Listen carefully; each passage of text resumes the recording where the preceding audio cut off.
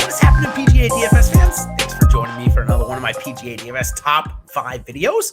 This one's for the Charles Schwab Challenge, and while it's not a major, it's still a pretty good week with some big-time money to be won on the DFS site. So I'm going to give you my top 5 sleepers that'll help you create a little bit of variance, a little bit of edge on the field. Of course, if these guys perform well, when you do, they should be lower owned, so that's why we go over this. Now, let's go into transparency corner here very quickly. Last week, well, I might have had a T4 in here for a guy that was under 5% owned, but I had 3 guys miss the cut, so I'm going to give myself just a C.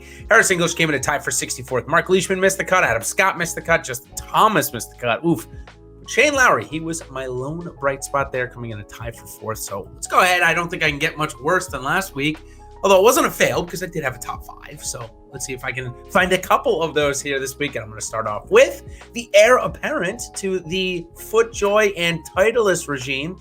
Yeah, I'm talking about Peter Vihlein here. He's had quite a decent year. He's gone to the Korn Ferry, and I shouldn't say year. How about the last month and a half or two? Gone to the Korn Ferry Tour and racked up a couple of top 10s, including a win there. And he seems to like this course a lot. Even the last couple of years when he hasn't been playing well, he's gotten a start here and he's coming 14th and 13th in each of them. So I say, why not at 2%? You don't really have to go overweight that much to get, you don't have to give him much weighting to get overweight there. So for Peter Vihlein, strokes gain ranks, well, it hasn't looked good when he has played 201st off the tee and 205th on the approach. Yikes. Now, granted, Korn Ferry stats aren't in here, all that, so it's probably not as bad as that looks. 83rd around the green and 79th putting. I want to talk about Billy Horschel. For me, I watched him play a decent amount over the weekend. He was on coverage there quite a bit, featured group coverage on ESPN Plus, all that fun stuff at the PGA Championship, and his swing looks pretty good. The fact that he's going to be under 10% owned at 8,800 with decent course history here, 38th and 19th in the last 2 years, 23rd last week, I don't really see a reason not to play him. 28th off the tee this year is going to give you that consistency that you need here at Colonial. Now we just hope the approaches kind of find their way in, 155th.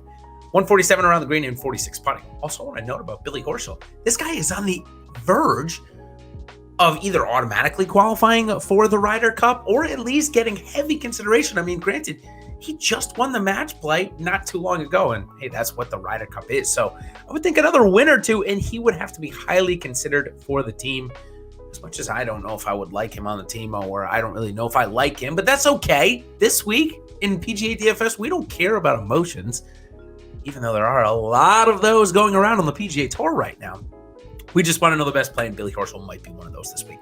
Another guy, speaking of Ryder Cup, the next 2 guys I'm going to talk about definitely have some implications here this year. One of them, though, is Matt Wallace. He has had a pretty good year. In fact, last time the tour was in Texas there, in the Valero, he had one of his best finishes, almost beating Jordan Spieth there down the stretch. 8,200 and under 10% owned, coming in projected right around 6%. Did miss the cut here right out of COVID, so I don't know I'm going to look too much into that. He only had one bad round last week. It was Saturday, a terrible round that shot him down the leaderboard. We look at his strokes gain rank, 64 off the tee, 4th on the approach, 29 around the green, and 58 putting. Shows you a pretty balanced game for an 8,200 golfer. Okay, Lee Westwood is going to be the next one, and I'm talking about him because of his price and ownership, 7,600. It's a lot cheaper than what we've seen him, of course, after his good stretch of golf. And now we've had, 2 pretty decent starts. Now, granted, the weekend didn't go as planned for Lee Westwood last week, but still 2 made cuts in a row. Comes to a course where you got to keep the ball in the fairway and got to be a good iron player. I would suspect that that's how Lee Westwood has made pretty much his entire monies over the course of the past 20 years. Maybe not all, but certainly a large part of it. So I like him this week. On the strokes gain ranks, he doesn't have that many starts over here. 114 off the tee, 80th on the approach, 92nd around the green, and 76 putting. Okay, last guy, Jason Kokrak, $9,000. Probably a little too high, but 5% ownership, probably a little too low given the fact that he came in 3rd here, just missing out on that playoff right out of COVID. He looked pretty good last week, except for 1 round, and he's got everything you'd want in terms of strokes gain here. He's a good putter. He's good off the tee, going to keep it in the fairway, and he gets hot with those irons. He only ranked 73rd this year, but when he does get going, he's one of the better ones. So Jason Kokrak, I like him a lot at 5% this week. So let's go ahead and go 5-1 quickly. Peter Vihlein, Billy Horschel, Matt Wallace, Lee Westwood, and Jason Kokrak. That is your top 5 sleepers for the Charles Schwab Challenge. Good luck this week.